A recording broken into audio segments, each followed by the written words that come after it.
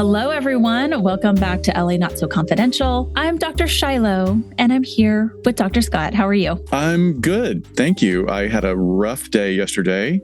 And of course, I reached out in sequential order to my 3 best support buds. And you were the first one I called, and you were really helped me through it. So I really appreciate that. Aw, yeah. We have those days. Everybody has those days for sure. Yeah. And in our line of work, there's it takes a lot. It's a high bar. But... I was going to say and I have to give myself credit. What is my refractory period coming back from it after I vented / processed with you? I was like, all right, back in the real world, not dissociating. Great. Okay. Here we go. We're good. Okay. I got a podcast episode to work on. This will be fine. I'm fine. Gosh, everything's fine. Typing like Kermit. Just typing like Kermit all night long, getting this done. Well, good. So we're back with episode 105, and we will get into that in a moment. But we have a couple things off the top first. Yes. So we are switching a couple of things around this month. So today you're going to be getting a vintage episode as scheduled, but we will release the documentary episode next week and then a psych episode on the 4th week of August. So it's going to be a little bit different than our usual drop for the last couple of months, but we'll get back on schedule. This was just sort of a last minute scheduling thing as we have so many things coming up this month. Well, actually, the next 2.5 months, it's going to be a lot. Our upcoming documentary episode will be episode 1 of the Netflix docuseries Web of Make-Believe, Death by SWAT. We've been wanting to talk about this for a long time. So this was the perfect opportunity since something's already been produced and we could comment on it while giving you a breakdown of what's happening. We're finally going to talk about swatting. So please make sure you watch that episode before you listen to our next episode. It's quick. It's only I think a couple of minutes over an hour. Maybe if that, yeah. Yeah. So please watch.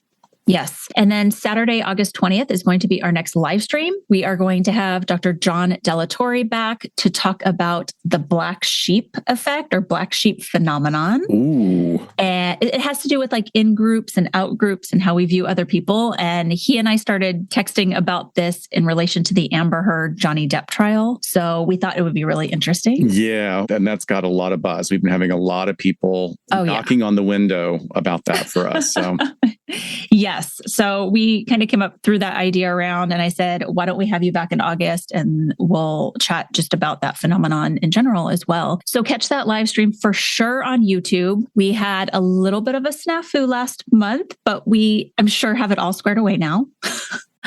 Everybody that's listening, she wanted me to jump in and blame it on her for not paying the electric bill. And it wasn't at all. It's new technology. Anytime we try to get up to speed on a new aspect of this, it's difficult. No, I went the cheap route. Let's say what it is. I went the cheap route. I went the free trial route, and it cut us off. We didn't know. And now we know. Yeah, now we know. We have it squared away. We have begged Dr. Joni to come back because we had such a great conversation with her that y'all missed out on the last 40 minutes of the thing. So much information. So much information. Yes. So she is going to come back after our groveling for sure. So we'll have that lined up soon. Yes.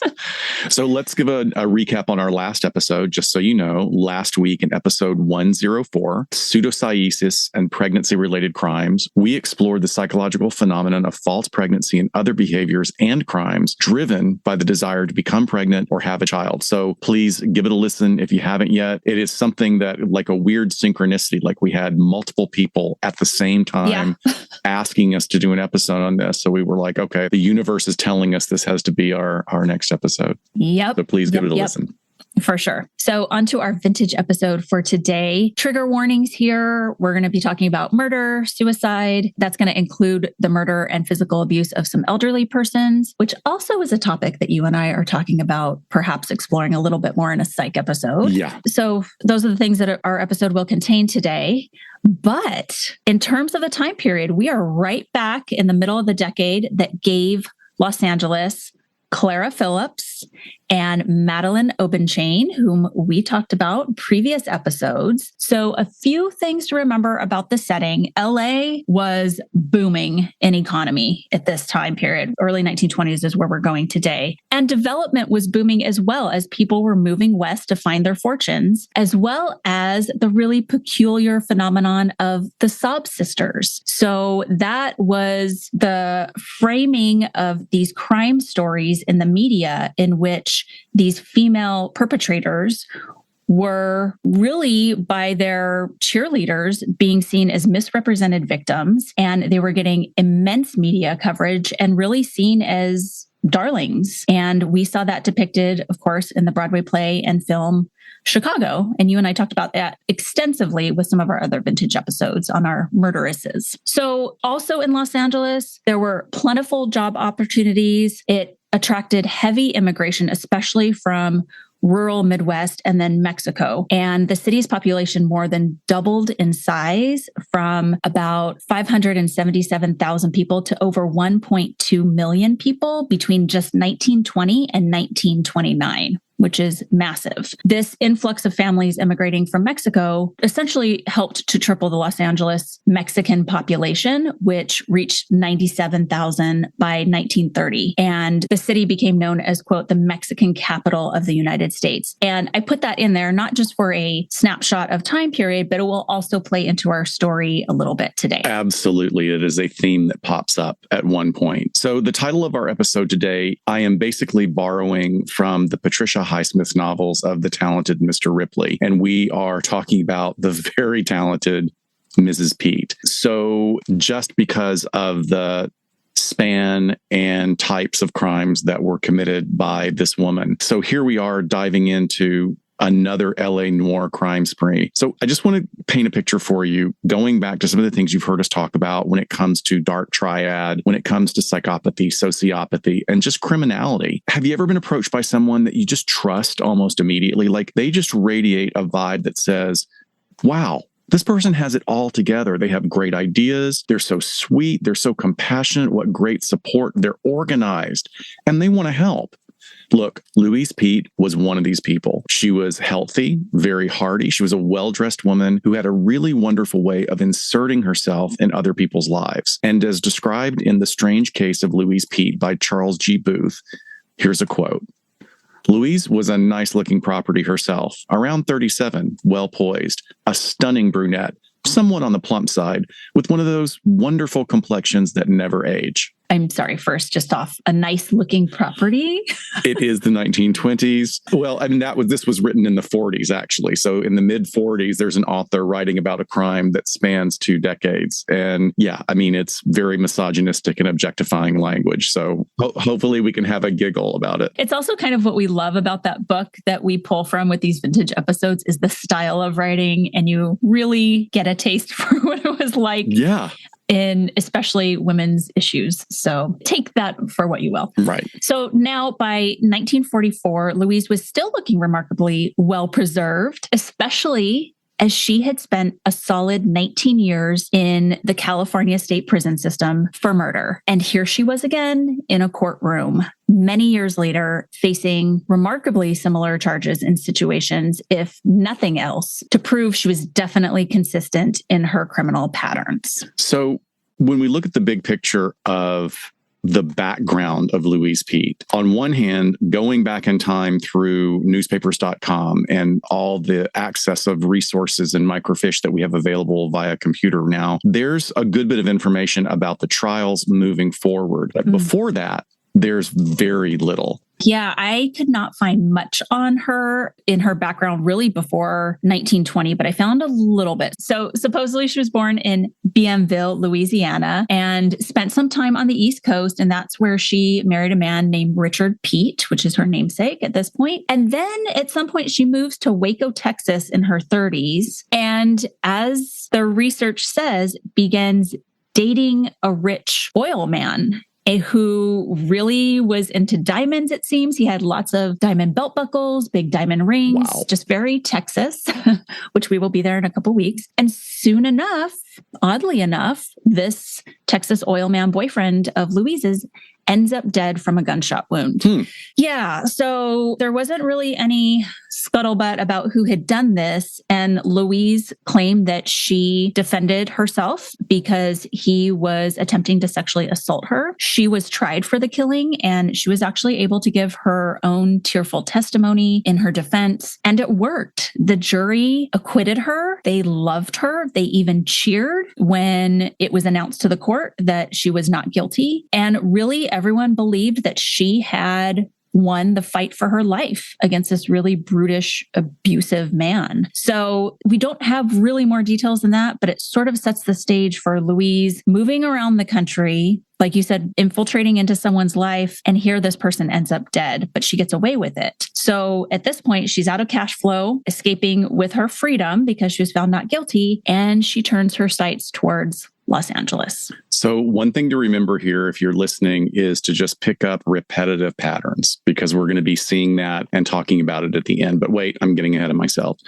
Let's get back to May 1920. In May 1920, she was definitely spending most of her time in what was the upper middle class homes of what is now the hip area of LA called Koreatown. Back in 1920, this area was just plain swanky, with booming businesses on Wilshire Boulevard just a few blocks away, the huge, glorious Ambassador Hotel going up, I think, about 3 blocks from the house. So when she laid eyes on the house at 675 South Catalina Street, it must have really gotten her attention. As real estate agents say, location, location, location. Now, it's not clear whether Louise had been doing some research and reconnaissance on Jacob Denton, or if it was just this house, his house, that mesmerized her. Maybe she saw potential and just wanted to work it. Who knows? But what we know from interviews was that Jacob Denton was a successful businessman with mining interests all over the country. And at age 46, his already successful ventures in Arizona were working very well for him. Denton was a handsome, outgoing, virile, and athletic man. By 1920, he had been twice married, divorced by his first wife, and then widowed by the death of his second wife. Actually, both his second wife and an additional child were lost to influenza. And his only surviving child was a daughter named Frances, who lived with her mother in Arizona. As he was often traveling for long periods of work, it may be that Louise was responding to an ad or a call for a house sitter or a housekeeper. Again, with all of the focus on the trials, there are some certain things that are left out. So that's one area that it's not really spelled out about how she got the connection to this particular house, unless she just found one she liked. But according to Louise, after Denton goes mysteriously missing, he was on the cusp of a huge oil deal that was going to make him even more wealthy and was going to necessitate even more travel than he already did. So we kind of picture Louise marching up to the front steps of this beautiful Tudor home, knocking on the door, and Denton answered. And it's likely that she thought up a good story regarding her background and assets, because at this point, she's actually still married to Richard Peete, which I don't know where he is. He pops up in Colorado later, but she had to sell this story somehow to either become employed or move into his home. And of course, she's doing all this to reel in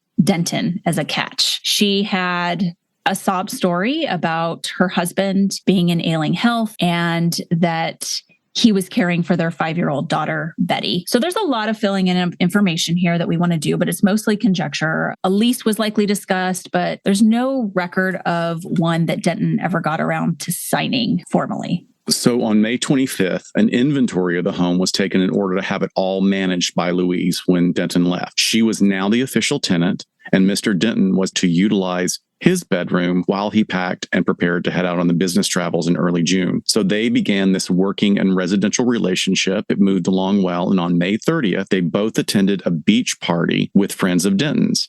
And there was a hostess named Mrs. Ament, who was later revealed to be a cousin of Mr. Denton. She described Louise as a charming woman, one that would attract a man's attention. She also observed that Louise was attractive and paying a great deal of attention to Mr. Denton. She also later offered the opinion that Louise was seeking his favor. Oh, is that what they're calling it? I reckon. Well, this beach party actually ends up being the last time that friends and family and neighbors would ever see Denton alive. But according to Louise, Denton was out of town and she started getting down to business. And the business turned into a complicated and mostly contradictory tapestry of excuses and obfuscation that for a time was supported by the time period, the era's relatively slow communication means. No cell phones. It's rare that phones are in people's homes unless you have a lot of money. Basically, there's no phone machines. There's mail. How do you get to people? How do you get a message to people? Sometimes you have to pick up and go across town, or you have to send a telegram. But it just clearly aided in her creating this veneer of him being out of town because she was always supposedly covering for him. For sure. However, within a week, several important business meetings were missed by Denton and noticed. And when the agencies called to inquire, Louise said that he was gone to San Francisco, or he was in Arizona, or back east, and he did not want his location known. So Louise said she was refusing to give up that information to the people who were calling. And from here, the actions and the lies really start moving at a dizzying pace. Per Louise, Denton was either out of town or at the beach. Okay. She also now needed an insurance endorsement on his car as she was using it regularly for business. She asked one of Denton's business associates where she could buy some cement to use in the basement on a project. Red flag. But eventually she settled on getting a ton of earth dumped into the basement because she was telling people that she wanted to start trying her hand at growing mushrooms.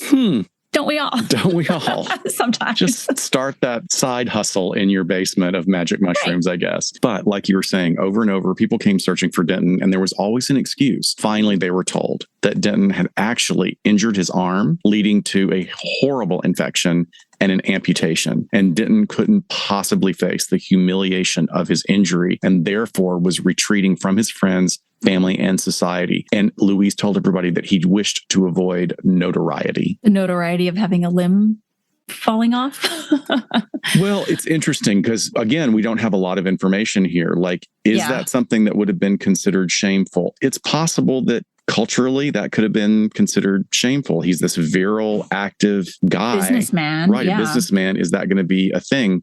Or is that thematically something that Louise uses as an ongoing excuse and related to something going on in her? We'll talk about that a little bit later. We shall see, yes. So Frances Denton, Jacob's young adult daughter, was wondering where is her usually attentive father? Also, where are his monthly checks that he sends to her in Arizona to keep her afloat? Both his daughter and the Aments, his cousins, finally came up with a plan. And basically they said, hey, let's head to Farmer and Merchants Bank to see if he has cashed any checks. And they felt that if they could see that his account was active, they would rest assured a little bit more that he was doing okay. Actually, something similar that we look at now, right? If someone goes missing, first thing we do, check debit card and credit card statements. Absolutely. I mean, it's just not done electronically, or, you have to actually physically go to the bank and kind of prove who you are. But in regards to that suggestion, Louise Peete felt that this was definitely the wrong move. Here's a quote. "I wouldn't do that if I were you. I don't think your uncle would like it." And when somebody suggested going to the police, Louise commented, "It would be much better to tell Frances to leave her father alone. He'll come back when he's ready." So on June 5th, Louise goes to Farmers and Merchants Bank with the key to Denton's safety deposit box. And she tells the banker, Mr. Victor Rossetti, that she needed to access the deposit box. And because she didn't have permission to do so, he stops her and says, you don't have access. You're not the owner of the account. So she says, "Oh, well, I need you to cash this check." And the check was written to herself, and it was allegedly signed by Denton. And it was for $300. That's a lot of money at that time. Absolutely. But Mr. Rossetti finds that the signature on the check did not match Denton's signature on record. And when pressed, Louise did admit to signing the checks, but only with Denton's permission. And since his arm was amputated and he couldn't sign, she says, "Oh, well, he did touch the pen as I wrote his name. So, I mean, isn't that kind of the same thing?" This is the weirdest, she has a weird lies. And this is the first one that I'm like, what? But some of them work. And apparently this one worked.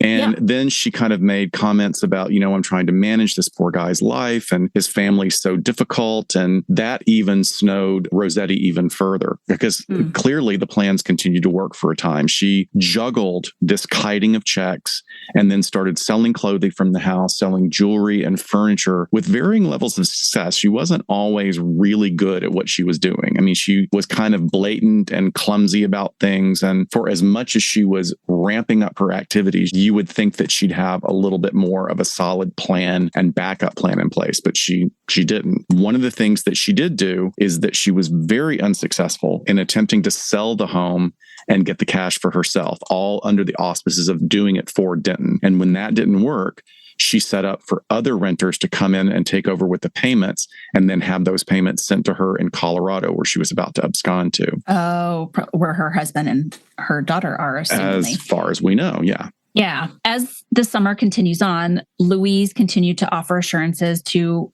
all of the concerned parties, assurances that were often vague. They were also misleading and very contradictory. On one hand, she asserted that Denton telephoned her occasionally and that he even returned to the Catalina Street house a few times, but only for an hour or two, and in disguise due to the intense shame of losing his arm. Again, I'm sorry, these lies are just silly at this point. Well, and it's ramping up, continuing to ramp up. And so there's now suspicion rising all around her. As more and more of these questions were asked by people, Louise began to claim that there was a mysterious Spanish lady, quote unquote, who appeared and consulted with Denton in hushed tones. Now, as far as Louise was concerned, the Spanish lady was likely the one that knew about his whereabouts. Louise breathlessly said that the Spanish lady was disagreeable and argued with Denton, and that Denton wanted to save Louise the shame of their argument and told her to go upstairs and to not come out of the room. But she also reported that she later saw Denton and the Spanish lady leaving the house, and now not only had his amputated arm in a sling, but also a patch over his eye. Wait, an amputated arm in a sling? So what was left of it?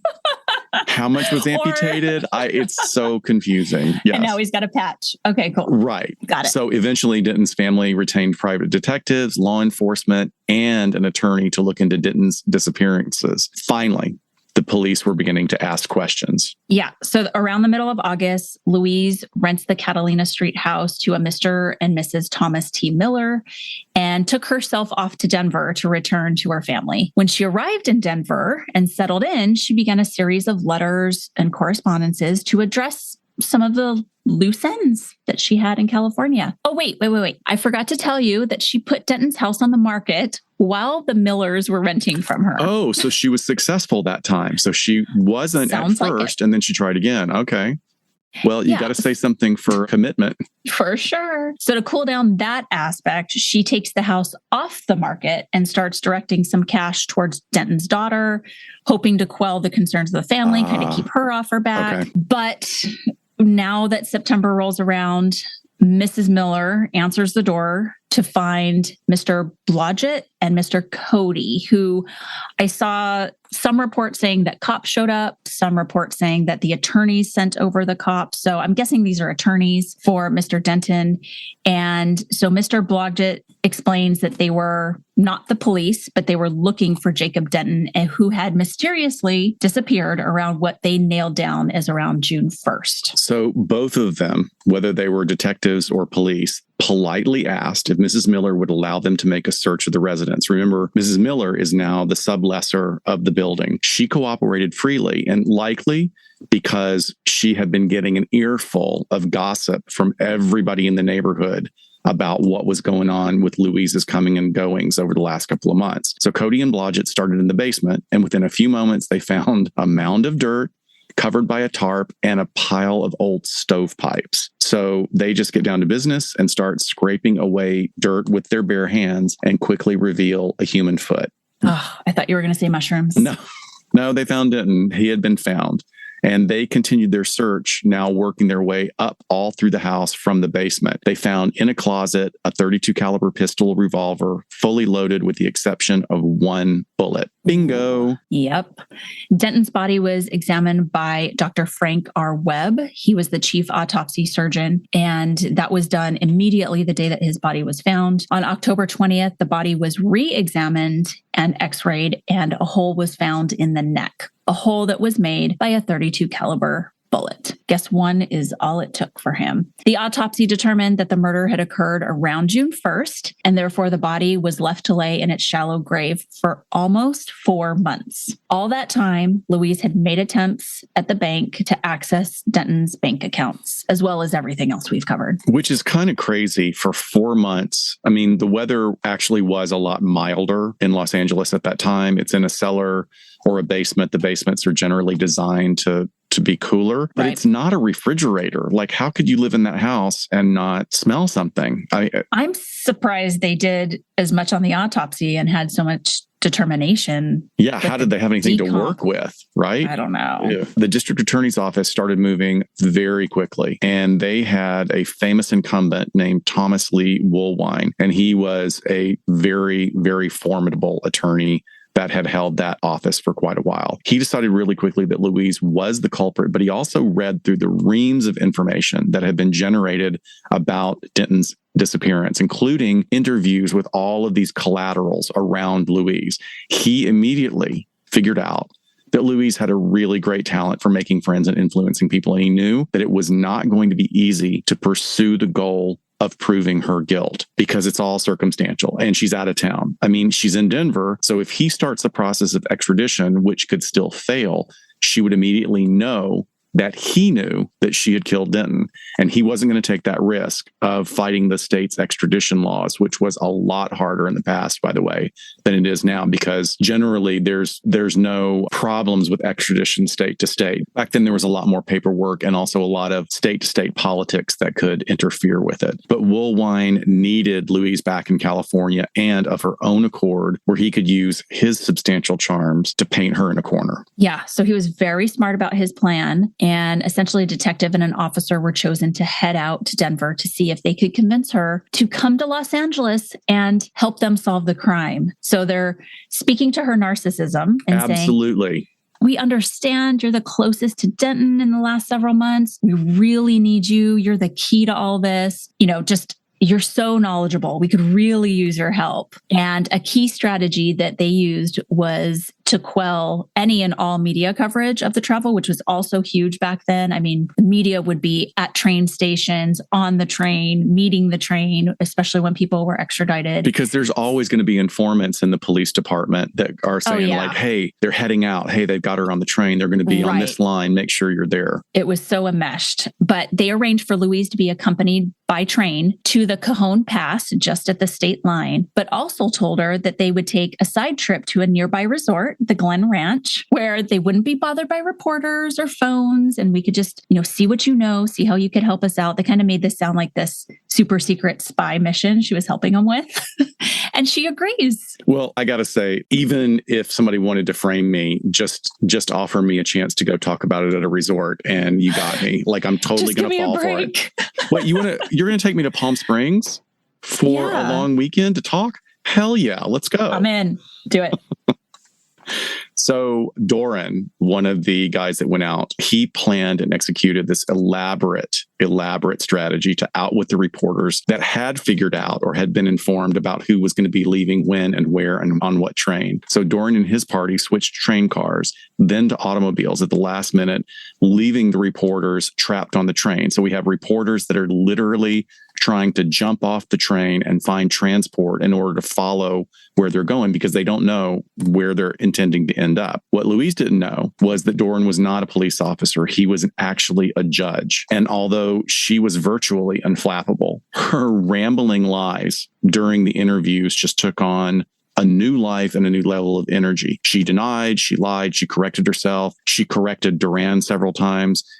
He never lost his cool either, but she had an excuse for everything, including the cement purchase, the dirt in the cellar, the boarding up of the cellar exit, the piling of the stovepipes, all while painting this picture of herself as vital to Denton's life. And it seems she wasn't even following her own script either, as Doran carefully laid out the timeline of Denton's disappearance versus the multiple collateral reports from friends of Louise's interactions. And supposed sightings of him, she falls back on her master excuse of the Spanish lady and says she was a Spanish lady, dark type, dark eyes, dark hair, a rather oval face. She wasn't very slender. She says, but not as stout as I am, and maybe an inch or two taller. You can't always tell with foreign women. What? I know. That quote just like jumped out in the book. You can't always tell with foreign women. Tell what? How tall they are? Yeah. I mean, there's actually another account that I read where she ends up saying that this Spanish woman cut off his arm and a leg with a sword, and she like witnessed all of this. Okay. It's just wild. It's just throw in the towel, lady. Well, You're done. She continues to spin this wacko web. And Doran now is finding it easier just to close in and paint her into a corner. So he is confronting her with evidence. And one of her times that she actually does lose it a little bit, she says, do you think if I had killed this man that you found in the basement, I would have spent even one night in that place? And I just can't feel that the dead man is Mr. Denton. So she's also trying to say about her own self, like, how could I do that? How could I even be in the same house as a dead body? And by the way, I don't really know if that's even him. It could be somebody else, right? Mm-hmm. But the real fear sets in for her when she is shown an x-ray of the bullet hole. And by the time she was carted back to LA in police custody, it was looking pretty tough for her. And it didn't help her that at the end of October, the papers were publishing a story that linked Louise with a grand jury investigation out of Dallas. A hotel clerk who had been a friend of Louise's was found dead with a bullet hole in the back of his head. Oh, Louise. So that was the one that was revealed in the papers, but it didn't even talk about the one that you found. So she's got a habit. Yeah. She's consistent, if nothing else. Yeah, sounds like she wreaked havoc in Texas before California. She even told reporters that she was being crucified. She said, quote, I'm being crucified upon a cross, but I can say, as did Christ, Father, forgive them, for they know not what they do, end quote. Okay, let's put another narcissist red flag there. Yeah. So as with everything, as with another woman being accused of crimes at this time, the trial was very interesting, to say the least. And like our other episodes, Louise had fervent detractors and supporters. Given the number of headlines at the time, it had really become the trial of the century because she is actually predating our other two examples from that time. And let me tell you, Louise was pissed that she was not allowed to testify, literally was grabbed by the back of her coat by her attorney and pulled back into the chair several times throughout the trial. It worked last time in Texas. That's probably why she wanted to get on the stand. Exactly. Oh, good point. Yeah, she thought she snowed them the last time. She could do it again. So eventually, she was not allowed to testify at all. The defense knew that their jig was up. The jury deliberated for 4 hours and came back with a verdict of guilty as charged of murder in the first degree, and then she was sentenced to life in prison. So just jumping from into the trial, moving her into prison, California State Prison, she was in San Quentin's Women. She actually thrived in prison. She was moved between 2 to 3 different facilities, one of them being San Quentin. She was pretty much universally loved. She was snowing inmates and custody alike. She got great reviews. She worked in the garden. She worked in the kitchen. And basically, she fit in really well to this very strict sort of controlled lifestyle. I would not be surprised if she wasn't running some kind of scam and got away with it, but I'm sure clearly. Yeah, but doesn't surprise me at all that she was just able to adapt and do what she had to do. There was even a group of women supporters of hers who had arranged a campaign for her release. And I just picture in my head, do you think this was the NXIVM followers who were dancing outside of Keith Raniere's federal prison? Well, it really is bizarre. It's culty, right? It's very culty. People get caught up in the enthusiasm of that. Yeah. This is interesting to me. It's so interesting that I'm going to be concrete in my thinking about it rather than looking at the big picture. And then now I'm going to dive in and really have fun with it. I think that's what happens. Yeah. So after she goes to prison, right after in 1921, her husband, Richard Peete, who was still living in poverty, ends up dying by suicide. And then in 1926, while still in prison, she comes up with yet another wild story of how Denton died. She now claimed that the murderer or murderers who killed William Desmond Taylor the popular film actor and director who was murdered in 1922, also were responsible for Denton's death. And she claimed, quote, William Desmond Taylor knew Jacob Denton intimately. He was a frequent visitor at the Denton home. And after Denton was murdered and I was sent to prison for life, Taylor knew I was taking the medicine for others. Basically like taking the rap. Yeah. Why? Because they would kill Betty if I talked. Taylor knew the truth too. He stood it as long as he could. Then, when he could no longer bear the burden of seeing me in prison for a crime that I did not commit, he threatened to tell everything. He paid for that threat with his life, end quote. Wow.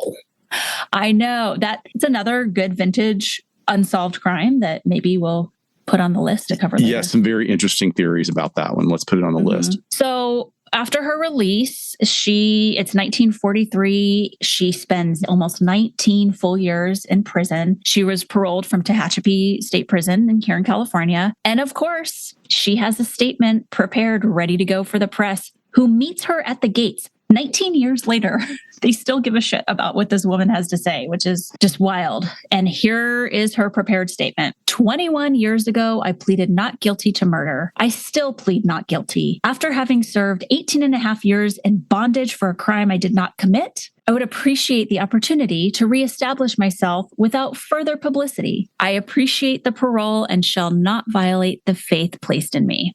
All right, Louise, we'll see. We're going to give what you got. One more chance. Yes. So she was released into the care of a Mrs. Latham, who, by various accounts, was either a member of the parole board or actually was a parole officer. I think the terms have changed over the years, which is a little bit confusing. I think I may have misunderstood the archaic phrasing from the 1940s source material that I was reading, but it comes up again when she changes officers. And it seems like it's a very different thing for women at this time. Yeah. The idea of having a parole officer is almost like having a female chaperone, is like That's almost exactly, my impression. Yeah. So she wants to get out of the publicity, get out of the limelight. So she changes her name to Anna B. Lee and was given strict rules and instructions on how to navigate her parole. And she's reported to have been observed looking down at her directions of parole and ripping them up and throwing them away. Oh, that's a hard red flag right there. Yeah. So, do we think that she stayed squeaky clean with her second chance at freedom? No. She was never one to follow rules when there was no one watching, and she was going to find her own way. And what an interesting stroke of luck. Her benefactor, Mrs. Latham, was unwell and asked Louise to come and live with her. Latham ends up dying in the hospital, allegedly of natural causes, but I am suspicious here. And she gets assigned a new parole officer, so she packs her bags from Mrs. Latham's home, which includes a .32 caliber pistol that she found in Mrs. Latham's belongings. A woman named Margaret Logan offers Louise employment as a housekeeper.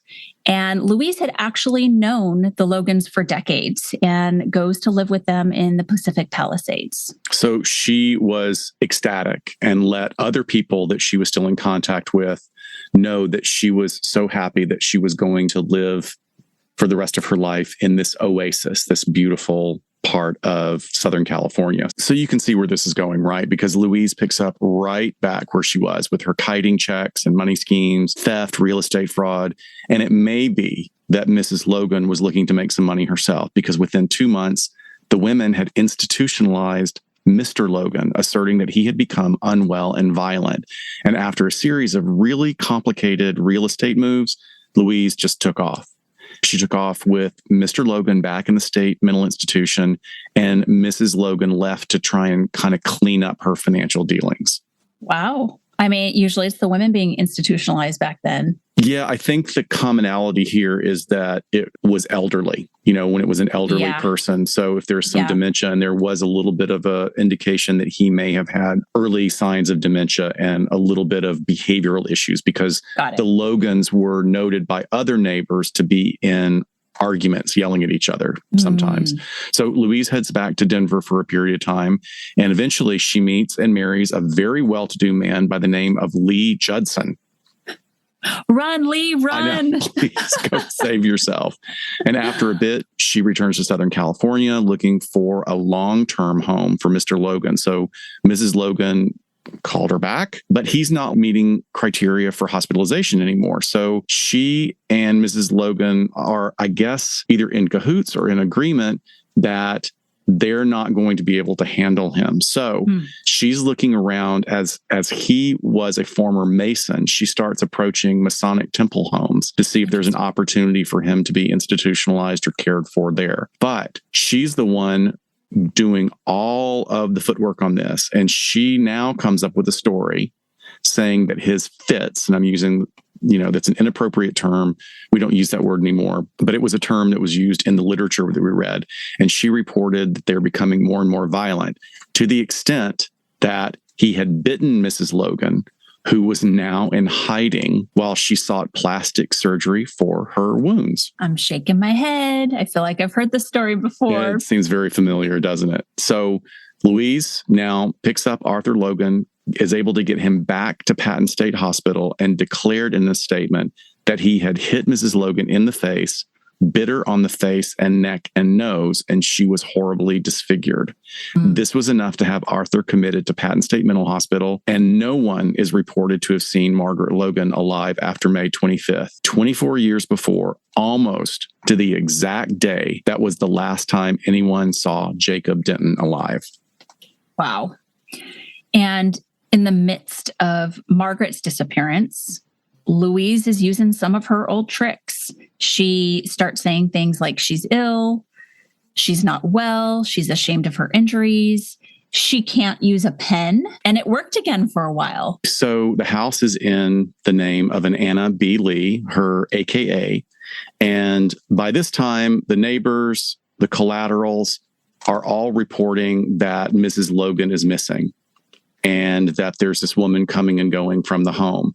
Police are dispatched. And at those days, I guess, I'm not sure how they chose the rank going out, but there was a Captain Brown from the police department that comes on the scene to investigate. And he is comparing stories, getting collateral information from the neighbors, and working with parole, and realizes that the person who has disappeared is the one who has supposedly been signing Louise's parole papers for the last few months.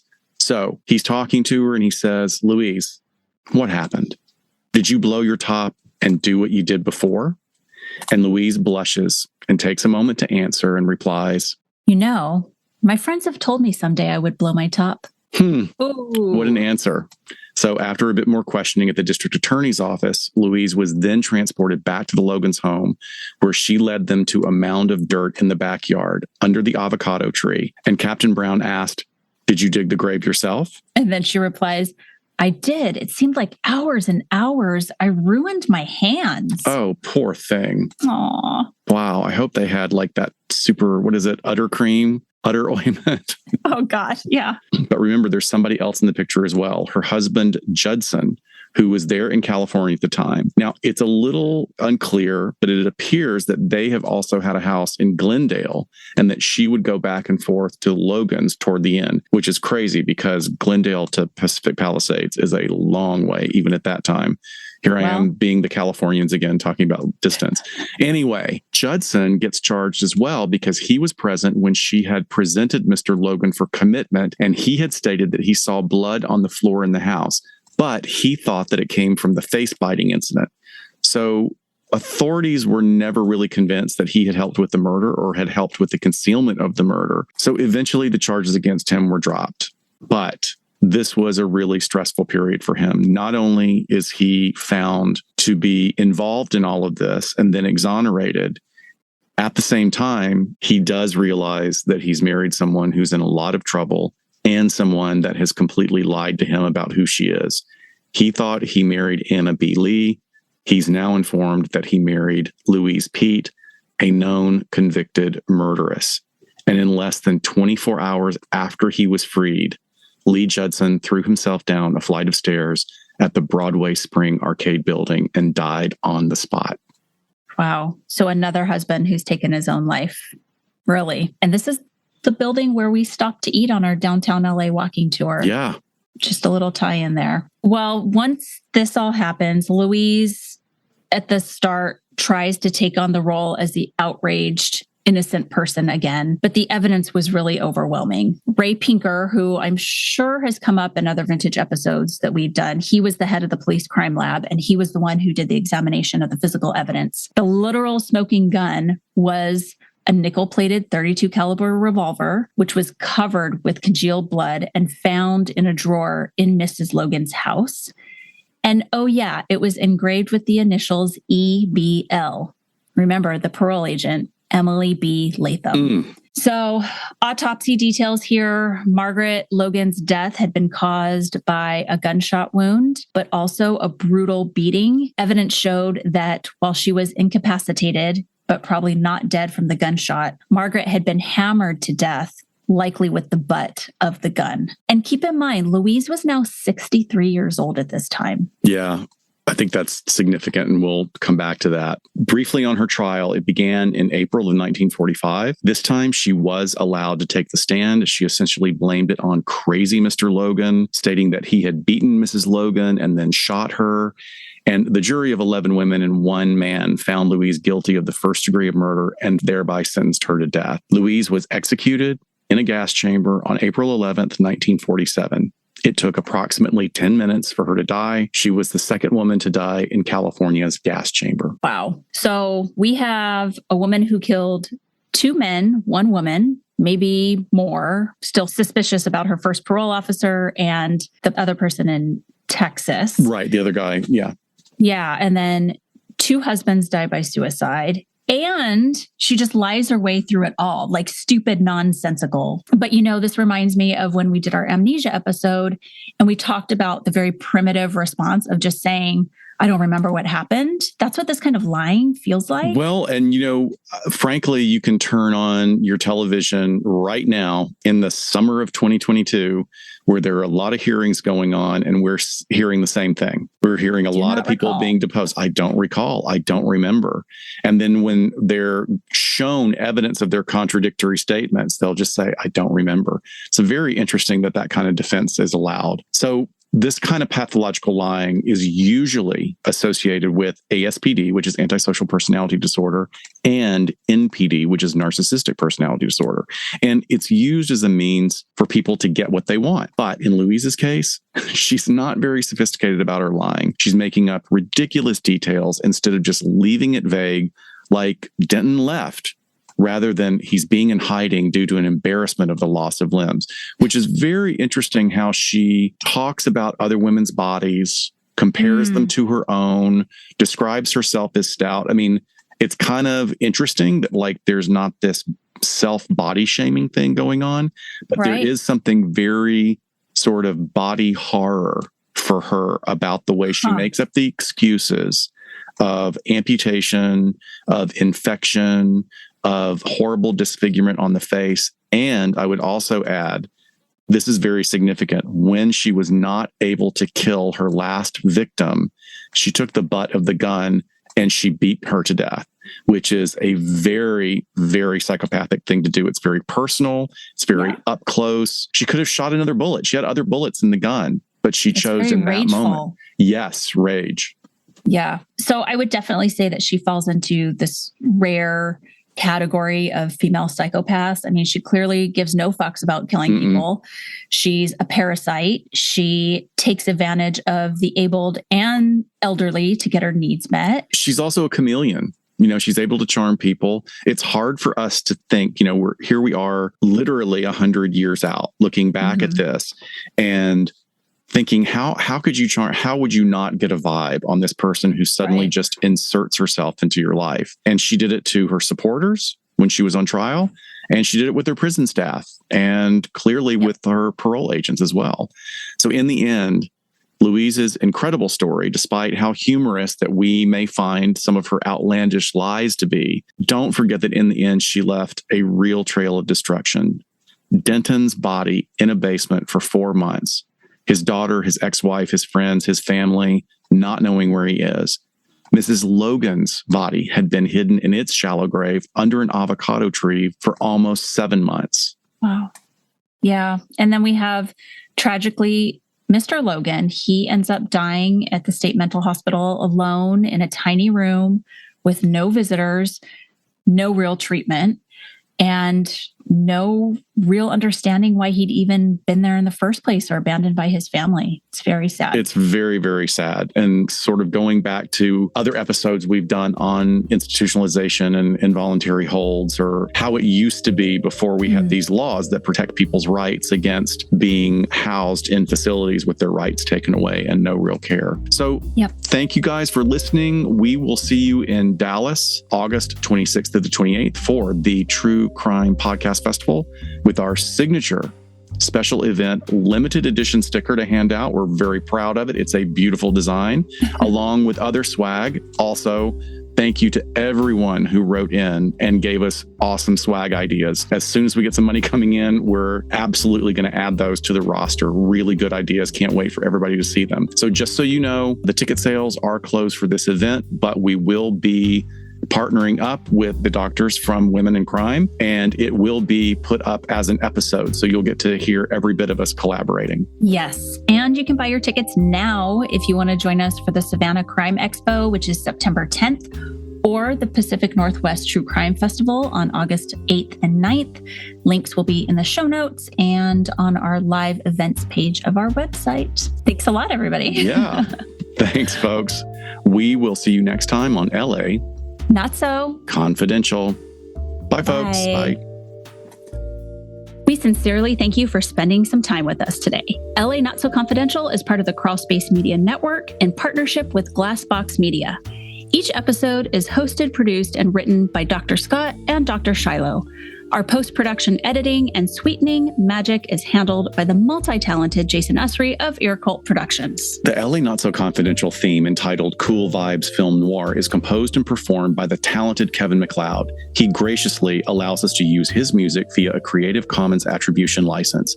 Please check out all of Kevin's amazing work on YouTube.